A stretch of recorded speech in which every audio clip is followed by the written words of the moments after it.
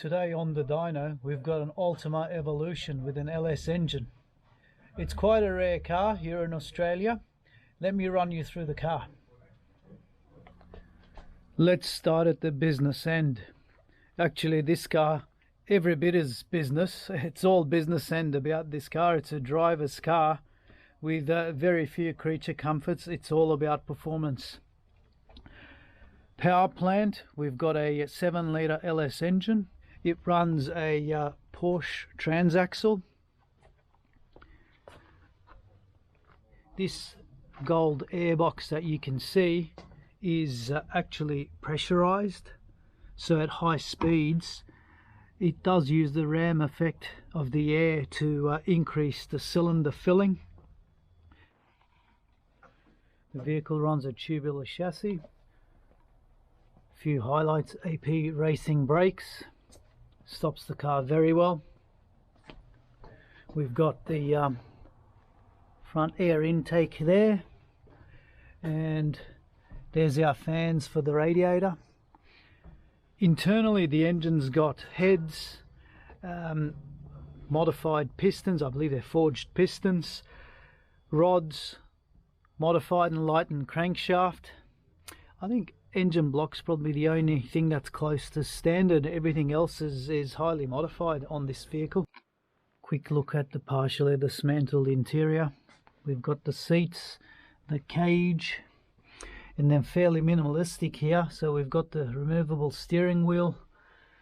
We've got a Motec dash for all the information, and then looks like there's an Alpine stereo there. But as you can see, interiors, it's all business. Check out the pedal box. That's a pretty cool setup with adjustable brake bias. Exhaust system besides the headers is pretty basic. So we've got one silencer per bank, and then just tips out the back. Here's another look from this view.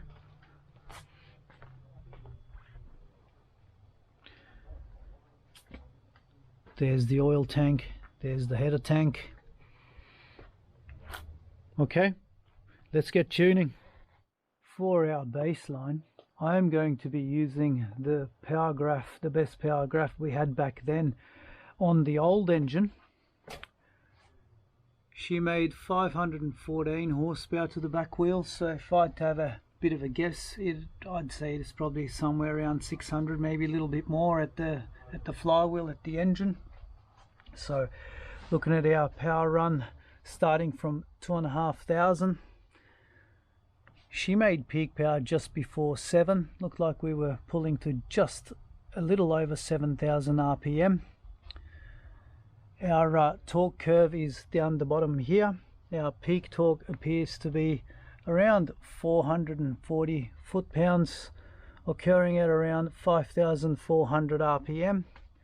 It's a pretty decent power curve with a good spread of power for something like this. I guess big capacity is also helping the spread of power. It is a 7-litre engine, and you can see in the power graph that engine likes around 3,500–4,000 RPM before it really comes alive.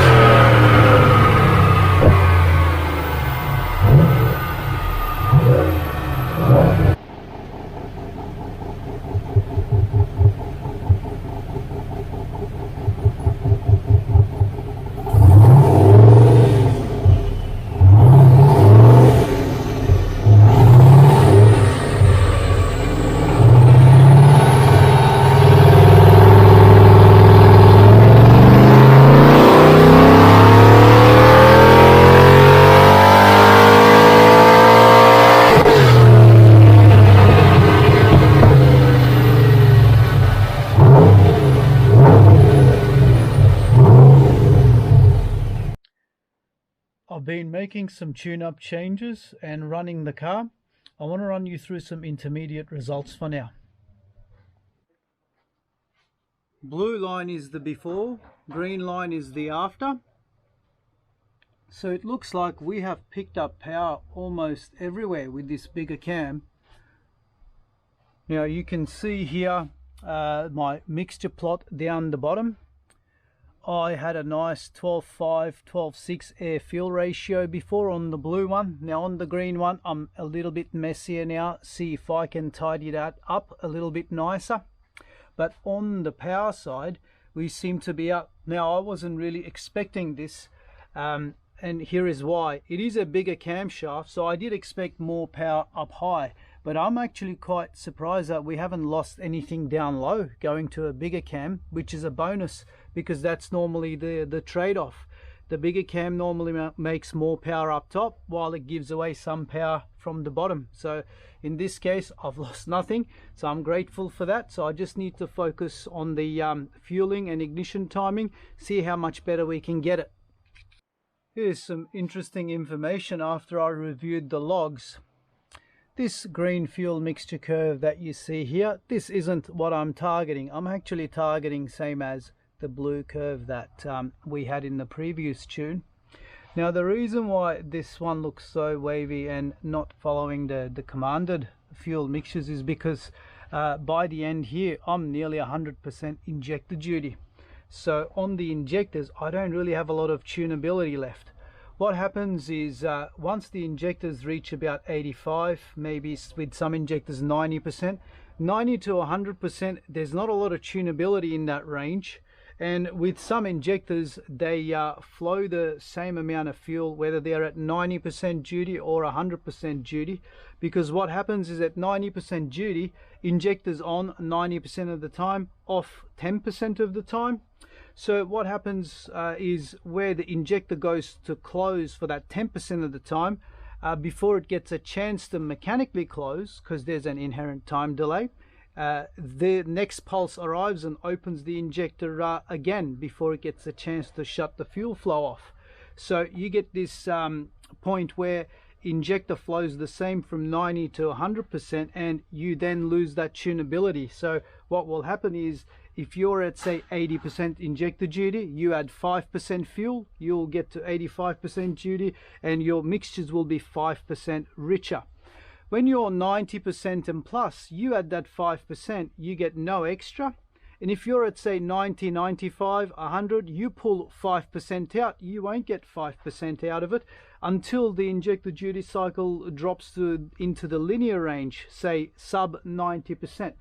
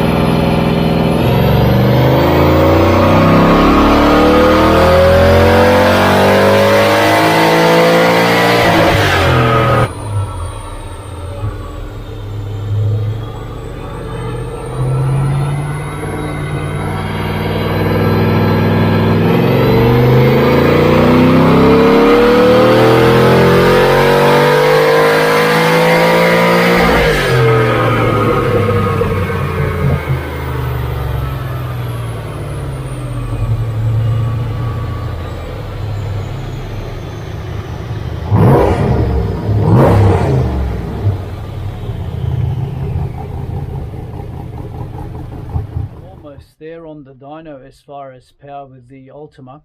Let's see where we're up to now. The pink line is my best run so far with the Ultima. So I'm nearly up 50 horsepower from 514, which is my blue one, to 567. Most of my power gains are in the upper end of the rev range. So my 40-50 horsepower gain is there. And then as we come lower in the rev range, gains are still there at around 4 to 4,500. I've probably got another 15 to 20 horsepower gain through there, but the car is surprisingly up everywhere and I haven't really lost any power, which is, yeah, I'll take this one, no problems at all, because most often a bigger cam change like this comes with down low power penalties. In this case, we've been lucky that it hasn't. My fuel mixtures aren't as tidy and as nice as my before runs. That's because I'm battling the injector duty cycle. I'm 90% plus in certain areas. So just to allow for that one, I am going to pull probably about 10 horsepower out of the peak power number, just to run it a little bit safer and a little bit richer. So to allow for some of the ram air effect that this air inlet on top of the car may have at high speeds on the racetrack. And yeah, we're looking pretty good. Power everywhere, so quite happy with how it's turning out so far. I want to give you guys a bit of a listen on the dyno of the idle and the startup. Let me turn some fans on.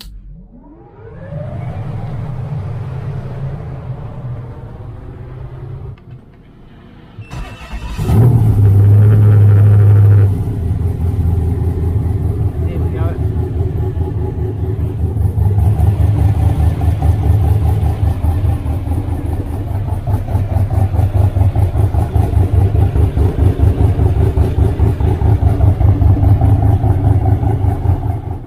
That takes the longest time is actually not the part which is exciting to watch and which is what we like to see on the dynos, which is the power runs. One of the hardest things with a system like this and a big camshaft is just getting silly things like idle, getting it to start up nicely and catch idle, and then when you give the throttle a blip from idle, giving it some revs, and then coming back to idle, catching that nicely, and just being smooth and good with things like that. You could spend hours and hours on small finishing touches like that for it to drive and feels nice. In comparison, say the time I spend on making power, I probably end up spending 3 times that just getting it to hold good idle and catch the idle. So again, these are things that you would think that the making power, the heavy load side of things is going to take the longest, but no, it's all usually the silly finishing off touches is what takes the longest with a tune-up like this one. So I'm idling around 1050 because of the size of the cam and the engine. Now I'm going to try to get that part of it a little bit nicer. Let's have one more try with it. I don't know if you heard that one, but actually that catch wasn't good at all, so I've got a bit more work to do.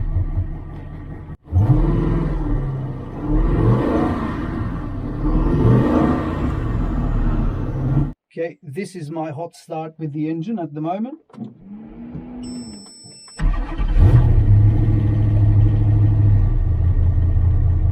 That was actually quite satisfactory.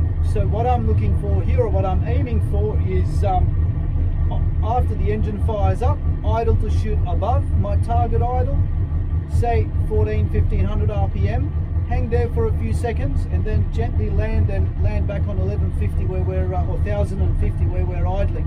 So one more try at that, turning off, turning back on.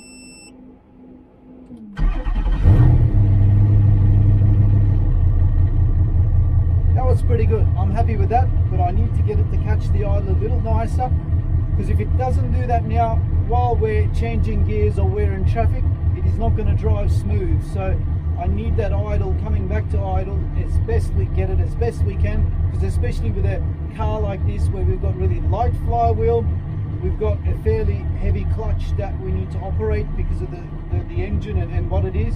So small things like that need to be spot on for this car to be enjoyable in traffic. Let's take a look at our torque curves before and after.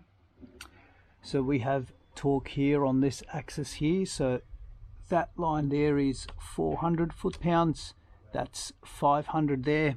So pink's our after, blue is before. I'll just pan out, zoom out, so we can see the engine RPM down the bottom. So torque is up everywhere, and we're looking at a peak of around 475 foot-pounds after all the losses through the driveline on this engine after, and then before that looks to be around 435, and the peak power is on the, at least with the pink, the new camshaft, sorry, not peak power, beg your pardon, peak torque seems to be somewhere around 5,500 here, and it stays pretty constant to about 6,000 there.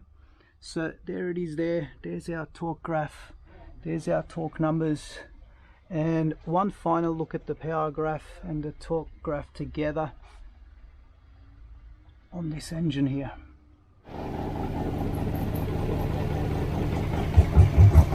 There's our choppy idle. The whole car is actually shaking with the engine. I may have to get some of this chop out of the engine.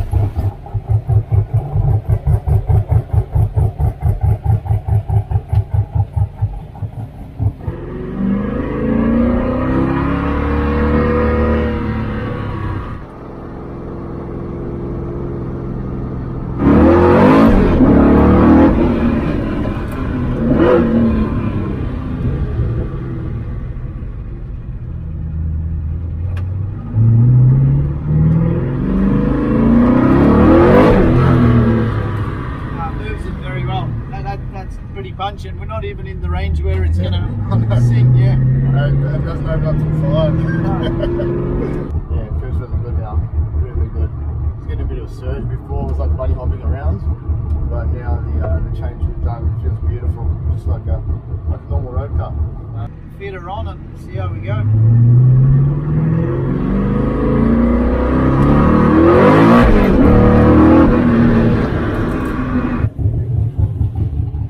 Was pretty cool. I really enjoyed it.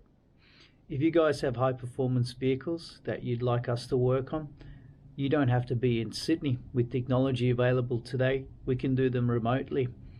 You can be anywhere in the world. As long as you've got internet connection, we will be able to log into your system remotely and perform some tuning. Yeah, feel free to hit us up. More than happy to assist. Hope you guys liked that episode on the Ultima Evolution, and yeah, we'll see you on the next one. Thank you.